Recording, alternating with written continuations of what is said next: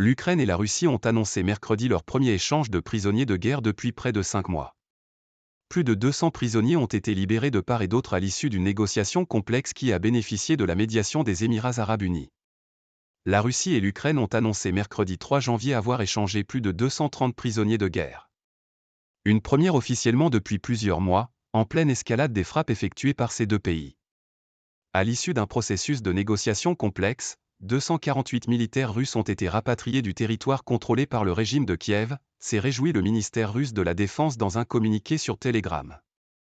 Plus de 200 de nos soldats et civils sont revenus de captivité chez les Russes, a de son côté annoncé le président ukrainien Volodymyr Zelensky. Le plus important échange de prisonniers en nombre.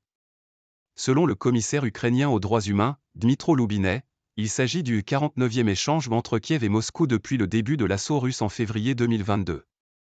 C'est le plus important en termes de nombre de défenseurs ukrainiens rapatriés, a affirmé le Centre ukrainien de coordination chargé des prisonniers de guerre. Au total, depuis le 24 février 2022, 2828 défenseurs ukrainiens sont rentrés chez eux, a affirmé M. Loubine mercredi. Selon les médias ukrainiens, le précédent échange de prisonniers de guerre remontait à août dernier. Une médiation des Émirats arabes unis. Celui annoncé mercredi intervient pourtant en pleine intensification des violences entre Russes et Ukrainiens ces derniers jours, avec des frappes des deux côtés qui ont fait des dizaines de morts et de blessés parmi les civils.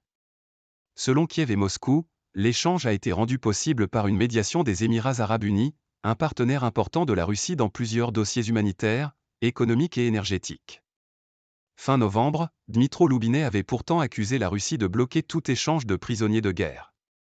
Les échanges n'ont pas lieu car la Russie ne le veut pas, avait-il déploré. En août dernier, le commissaire aux droits humains avait dit que l'Ukraine avait réussi à récupérer près de 2600 de ses citoyens faits prisonniers depuis le début de l'offensive russe. Il y aurait toujours des milliers de prisonniers de guerre dans les deux camps. Et ces derniers mois, Moscou a multiplié des procès pour infliger de très lourdes peines à des prisonniers de guerre ukrainiens. Avec AFP et Reuters.